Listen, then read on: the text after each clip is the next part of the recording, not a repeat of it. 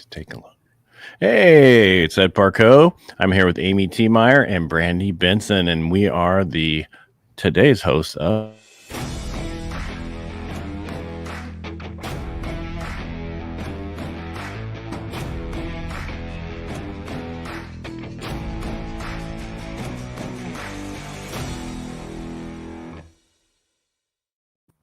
and we finally got our video done. Hey, Amy, you have the guest today. Do you want to bring in our guest and introduce them, or is there anything else you guys want to talk about before we bring in our guest? Nope. What? Whoop, sorry. I guess too bad, Brandy. If you had something to say. If I wanted, that would not be good. All right. I mean, Brandy, you good? I'm good to go. Yeah. All right. All right. I'd like to introduce our guest this week, Addy Fox. She is a Marine Corps veteran. And so we will start her off with our question is, why did you pick the Marine Corps?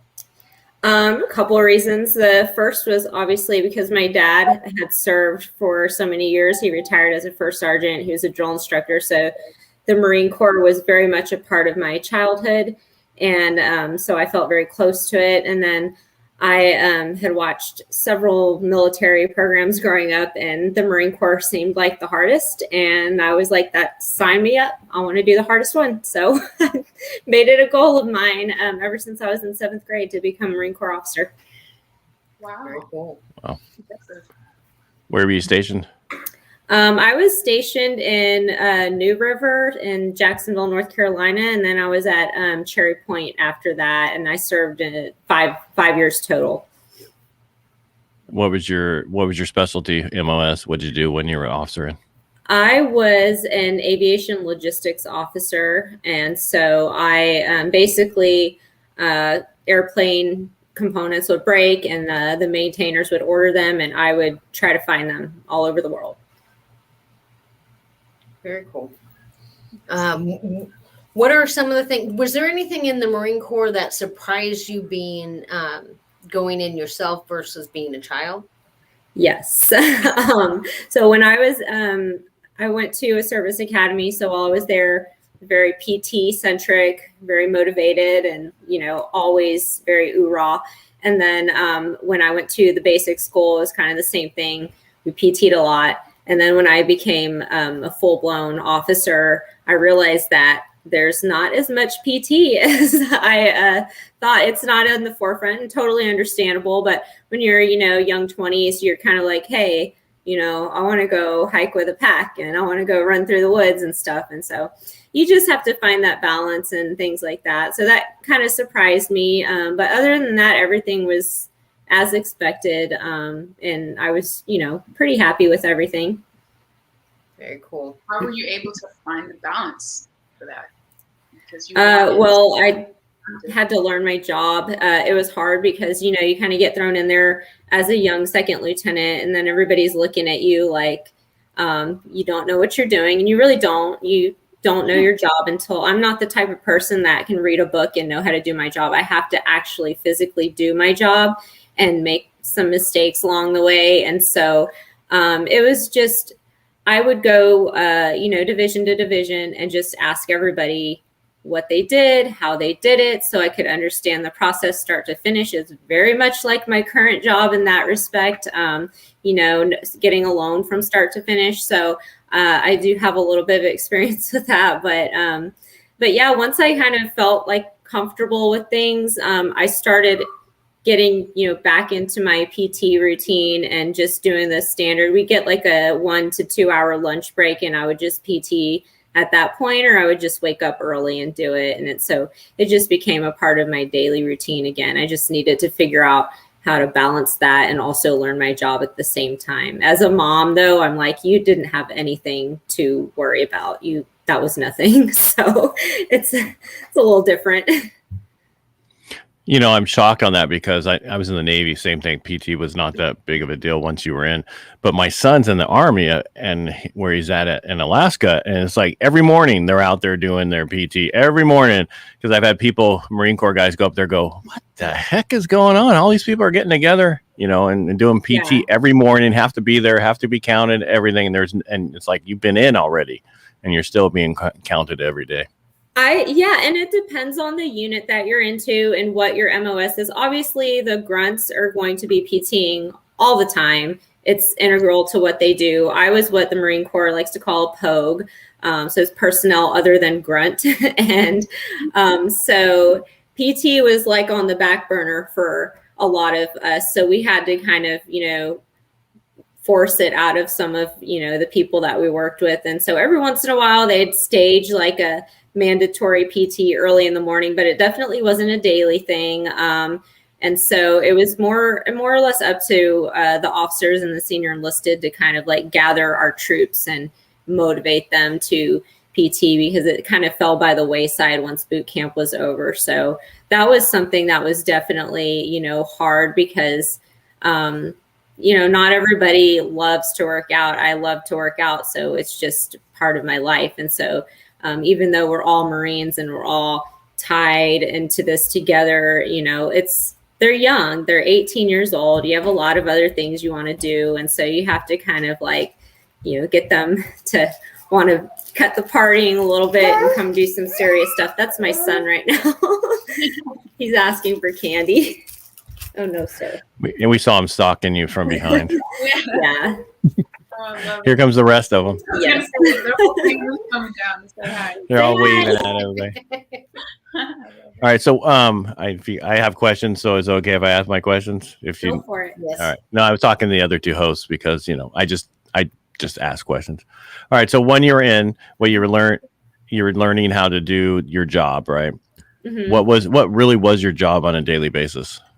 Really, I needed to make sure that all of these transactions that I would see on my computer were actually happening, and really knowing where all of my aircraft parts were, because it was my job to brief the maintainers where their aircraft components were, because that impacted their overall readiness. So we would have meetings weekly on readiness, but every day I needed to go in and talk to all the different divisions within, if I was working the repairables division, I need to talk to everybody on, who ordered these components and where they're at, and and follow up, because sometimes, people get lazy and they don't, and I would trust a little too much in the beginning. And so I, sometimes I would get, caught with my foot in my mouth, and I didn't follow up, the way that I should have. So I learned a lot about, sometimes it is okay to micromanage a little bit. And other times you need to kind of step back and let them do their thing. But yeah, that was basically the majority of my job, was to know exactly where those high priority aircraft components were. And then after I did that, I was actually a budget officer for the wing at Cherry Point, and it was very similar, except I needed to know where all of our money was going and be able to brief on that. So it was just very similar, just a different medium. So basically, you're handling budgets and money, and needing to know where what you bought, where it was at, and if it was coming. So basically, you learned a lot of how to manage stuff, basically, yes. Right? Yes, it was fun. There's a lot of moving parts, but I actually really enjoyed the anxiety it gave me on a daily basis. Maybe that's why I became a loan officer. It's a little similar. It's not as probably. You just have to set them up properly so that they don't, and then there's no issues, So, yeah. All right. So I have a question. Do you use, or did you find yourself using anything that you learned in the Marines as being a mom? Oh, absolutely. Yes. The time management thing was huge. I mean, time management was something that I had to really, really pick up when I was at the service academy, because you're doing college at the same time as being trained to be in the military. And so you're very, very strapped for time that first year. And as an 18-year-old, I just was not good at it. Some of my peers were amazing at it, and they kind of, had it from day one. That was not me. And so it took a lot of failure and try again and things like that. But I finally got into a routine, and I swear to this day, I use those study skills that I learned when I was in the Marine Corps, when I was at the Service Academy. I use those for a lot of things that I do. If there's something I don't know, I skim through it first, and then I do a little more in-depth reading, and then I take some notes on it, and then I just test the heck out of myself until I know something. And it's just amazing. Like, I really didn't realize how much I had gained from the military until I became a mom and was like, this is not so bad. It's rough. I'm tired. I want to go to sleep. But you also learn to not sleep in the military. And so you get used to it, and you kind of just go and roll with the punches, and you're not as high strung, I think, as maybe somebody who hasn't experienced those things before, military or not. Mm-hmm. I agree.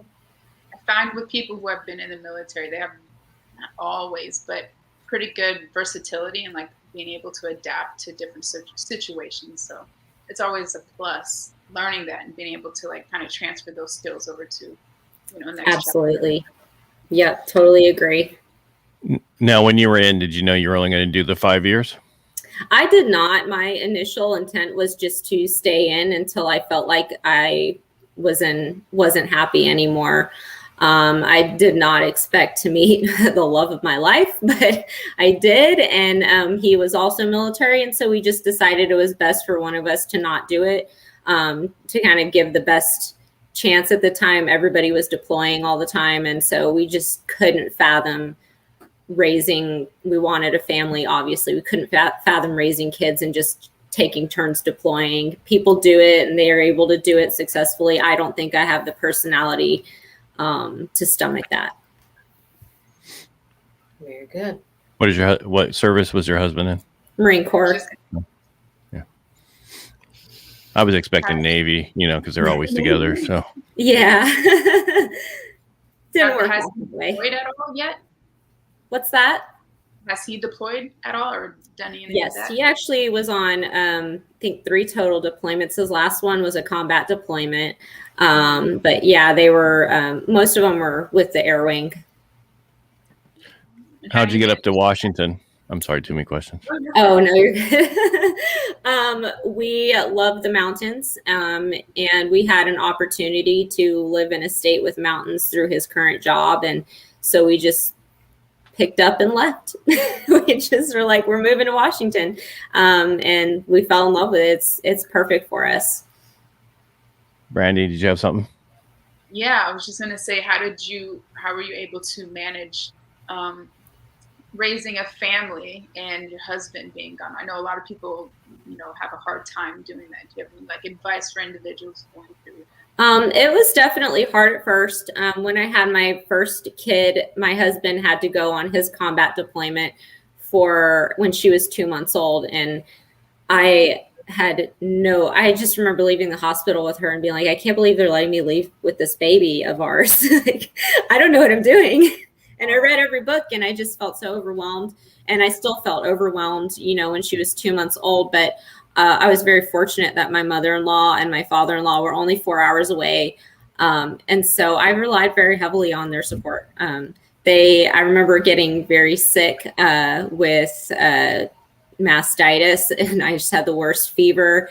And my mother-in-law dropped everything and drove up to help me with my oldest. And it's just one of those things that as a mother, I think, I always grew up in a family that prided ourselves on being very independent. And so it was very hard for me to ask for that help, but I'm very glad that I did. And I think one of the greatest things about motherhood is how humbling it is. And it really forces you to kind of, rely on people when you wouldn't naturally want to, or you're kind of embarrassed. It's just, we're all in this together. We're all struggling and just trying to do the best for our kids and for our families. And so I think it's very important to humble yourself, and to, when you need help, to not be afraid to ask for it. When you're struggling mentally, to be okay to speak up about it and to be quote unquote emotional if you need to, because it's better for the baby ultimately. If you're not going to help yourself, you can't help your baby. So Good question. So normally we ask about transitioning out of the military, but it seems like you did it differently because you're like, one of us has to stay home and we want to grow. Was there any transition? I mean, how was it transitioning out for you when you stopped your, being an officer and said, did you just go, I put in my paperwork, I'm leaving? Did you have a plan besides being a mom? And please No. don't take that wrong. Like, I mean, like just being a mom, I totally get it. I've been in the lending industry for 20 years. And when I first got in, I asked the lady, do you work? and then I learned how to say, do you work outside of the home? Right. So I totally get it. I get that question a lot. Truthfully, when I first was a mother, it was very weird going from being this Marine, with my uniform and my professional skills and all that, to being needed by a little gremlin all day. It was very strange for me. And so I guess it was hard to find that identity or, get used to my new identity as a mother. But I did grow up with a stay-at-home mother. So it also, in a way, felt natural for me to transition to that. But I did always, I just knew, like my husband and I, when we were dating, we discussed all of this prior. I said, if we have kids, one of us cannot be in the military because one of us needs to be there for the kid. And then, eventually when the kids are older, I would probably want to go back to work because I like to learn. I just like to know things. So, and granted, there's a lot to learn as a mother. I also like to have like a separate professional facet to my whole personality, I guess. And so it's been good. I just got back into work in February of this year. And so it's been very good for everything, especially the line of work that I do. I'm still able to feel like a full-time mom, which is what I wanted the entire time. So I do feel like I'm a mom, but I'm also like, professional, and not at all to bash moms who are, have to go into the office every day, because that's tough, and it's just something that, for me personally, I really like that I can do this from home and still be there for my kids when I need to. I think we've learned as a society, at least, that there's so many ways that women can show up, and it's not necessarily that the same way, or that there's only one good way. And so absolutely. And some for some families, it's absolutely better for the mother to be at work, because a lot of my friends who work, for them, it's like they're going to work there, they come home and they're able to actually focus on their kid. And they're like, this is great because I have, I can leave work at work. And then when I come home, I am ready for my child and ready to dedicate, attention. As a stay-at-home mom, I can say that it's not, sometimes you kind of, your work brain never turns off. And so sometimes they don't get that dedicated attention. Like there's some days where I was just not there for them, in terms of playing with them. Like I felt like I should. So, a lot of my working moms, they're like, yeah, when I come home, I can really, play with them and hang out with them. And I'm like, yeah, it doesn't always work out that way for me. So it's nice. Like I really do. It's been good going back to work because I feel like I appreciate the plight of the working mom more. And I also appreciate my time with my children more because I'm stretched a little bit thinner now. Okay. So do you PT every day still? Not every day. I definitely take days off whenever my body needs it. Like usually it's on a Saturday and Sunday when I take off, or sometimes I'm hurting by Wednesday and I need Wednesday off. And so no, but right now I'm training for a marathon on the 19th. And so everything's geared towards running. And it's not necessarily just running, but pushing my body for about 2 to 4 hours a day. Not every day, but some point during the week just to get my body, reminded that it's going to be working for that many hours on the 19th. Wow. So is that your first full marathon? No, I did one back in, I think it was 2012, right before I got married. My husband and I had trained. We did the Hal Higdon marathon training program, and it was the Myrtle Beach Bilo Marathon. So that was our first one together, and we were grossly unprepared. Even though we ran and trained for it, we didn't realize that only the fast people get the gels and the snacks, and then everybody else has to fend for themselves because it's all gone. And so we were so hungry by, I didn't get my first food until mile 23, and it was an orange slice. I was so dead.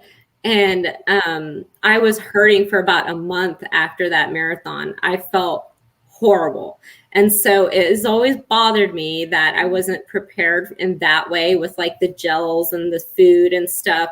So this marathon, I'm going in prepared with my own food. And I feel like if I can stay ahead of hydration and ahead of eating, that I'll be fine. So.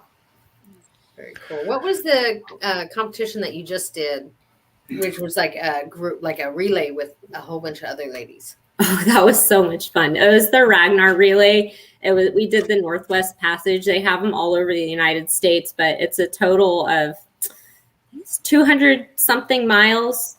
I want to say it's 200 to 250 miles, but everybody takes 3 legs of the race, and you're running throughout the night. And so because I had been running all year, I took the longer legs. So I ran a total of 21 miles during that race over a period of, 36 hours. And so it's not that the distances were hard. It's just that you're tired. You don't really get to sleep. And there comes a point where everybody's just miserable together and kind of delirious, but it's a great bonding experience. It really is. I would absolutely do that race 100 times over. It's just amazing. I really enjoyed it. And it's so beautiful. Like my last leg, I was just like, oh my God, wow, I can't believe I'm running here. It was just so awesome and hard. So, yeah. All right. Can I go back to your all right. So for most people who get in the lending industry, right? First of all, they don't think this is what I want to do for a living, right? They usually fall into it. How did you get in? How did you make the choice to come? That's how it happened. That's exactly. It's so random. So random. So my neighbor was going. Sounds like my story. But anyway. What's that? Sounds like my story. My neighbor, she was going to purchase a house across from the one that we were purchasing, and we were both checking on our properties. Just the build process. And so we saw each other and we started talking, and she just went on and on about how much she loved her job. And I kind of got little hints here and there about what it was. And then I was talking to my husband and I was like, man, other than you, I've never really heard anybody talk about how much they love their job. And I want to know what she does. And so I messaged her, and I was thinking about it. And I was like, I think she's a loan officer. And so I was like, hey, Mandy, are you a loan officer? And she said, yeah. And I was like, so what all do you do? What's your work and home life balance? And it was just everything. It seemed like it was a perfect job for somebody who was a stay-at-home mom and wanted to get back into the workforce and also likes numbers and paperwork. I did. She kind of told me a little bit about how to get licensed, and then I just took it from there and got licensed and was like, hey, I want to work for Fairway. And she got me in touch with our boss, Scott Collins, and I interviewed and I got hired, and it's just been an amazing experience. I really enjoy this job so much. It's awesome. And I have so much more to learn. I will say that Mandy says that, referring Addy to be a loan officer, she's referred other ladies in her life to doing it. And she says Addy was the first person that just like took the baton and soared with it without needing like the constant hand holding or huge explanations. And so I think that might be sort of the difference of being a veteran. Like she just felt like you took on your choice of destiny holistically and totally. That was very nice of her. I think I'm gonna have to buy her a drink. So But yeah. it could be your Likes background wine. it could be your background with your, being in the military with what you did, because it's a task oriented thing, right? Making sure that this is done. I have this, and this as a loan officer. It's task oriented to a certain point. And the problem is a lot of loan officers who get into the business are horrible at that, right? That's not they know how to talk to people, but they don't really know how to do the rest of it very well. And so you need somebody who can do both that's just what I feel. So. Yeah, it's definitely, I still feel like there's a lot that I need to learn, start to finish. I definitely would love to just sit down as an LOA for, a week or something and totally understand what they do, and then sit down with processing for, a couple weeks and totally understand what they do, because I still have, so many questions. But the good thing about it is that there's somebody in all areas that has been there, done that. And if I don't understand something, or I don't know why we're doing something, I can always just reach out and ask and be like, hey, what is this? Or can you kind of point me in the right direction? I actually had that. I had something this morning I had not encountered. It was basically a VA loan. Somebody needed the water to be tested. I had done VA loans before, but none on well water. So and I remember studying that, but again, I'm the type of person, until I actually put it into practice, I won't remember it. And so now I'm going to remember this. But yeah, I remember like when it first happened, I was like, oh my gosh, I don't know what to do. And so, I reached out, and people were like, it's okay. This is the process, and it's not, it's nothing, not a big deal. We can get it done. And so, yeah, it's just something new every day. Right. Now, and remember, short form pest report. What that is basically when you have pest issues on a place, VA allows you to do a short form, which says there's no active pests. They don't care about dry rot. They don't care about the other stuff. So that way they can buy it and they can still work on that stuff if that's what they're handy to do. It's called a short form pest report. And it's huge because I do a lot up in Sonora and Tuolumne County, which is wilderness, and they constantly have pest issues, and all VAs get turned down because they have deck stuff that needs to be done and nobody wants to do it. Well, if you do a short form, that's all VA requires, then you can get around that. That's awesome. Yeah. See, learn something new every day. Yeah, it's a great one. So I'm never going to do what she suggested, because I'm not a licensed loan officer, and it is really important for me not to stick my foot in my mouth and pretend like I know something I don't know. I do that all the time. I will, spend time with people in printing or advertising or, other radio or something like that, but not with any part of the loan process, because that scares me. What you do scares me. Just having to put yourself out there like that. That's very scary. You mean like what you're doing right now? Basically, yeah. Amy was very convincing. Well, it's fun when you have veterans that you work with. It is fun. Like I'm like, hey, let's do handstands for this picture, and she's like, okay, maybe not. And I'm like, okay, it's so scary. Let's do this. I hadn't done handstands in so long. I was like, I'm probably gonna fall on my face. Like, it's just, I can do them when nobody's watching, but then the second somebody's watching, I'm like, I'm gonna fall on my face. But still, I feel like veterans are so much more fun and camaraderie based. And I think that's one of the best things about working with veterans, is that you can just, one, we can be compassionate towards one another. We can say things that are maybe not correct and be corrected, and work forward better from it, versus sometimes, you don't know how to speak, or you don't know how to move forward. And so I can say to a veteran, I'm going to say it wrong, but work with me to where we're going, and say it, however, and move forward that way. but also, you know, all the things. Like I love where we work too. We do have a good office. I love it. Important. All right, so I'm gonna make it so you're not so in the middle anymore. How's that? I like it. All right. We just wanted you to have your space to talk, you know, so then everybody knew who was talking. So, anything else you want to add today, Addy? No, that's it. I'm very humbled and honored that I was invited to do this. It was actually not as scary as I thought it would be. So yeah, it was fun. That's because Amy's here. Yeah, she does have a way of making you feel a little bit more at ease. When I was new in the office, like the first couple times, she came and talked to me, and I was like, "She's so nice. I just appreciate it so much." Yeah, wait till she gets some drinks in her, though. I bet she's like really, really nice. I love you. That's my husband. He's That's such a how sweet drunk.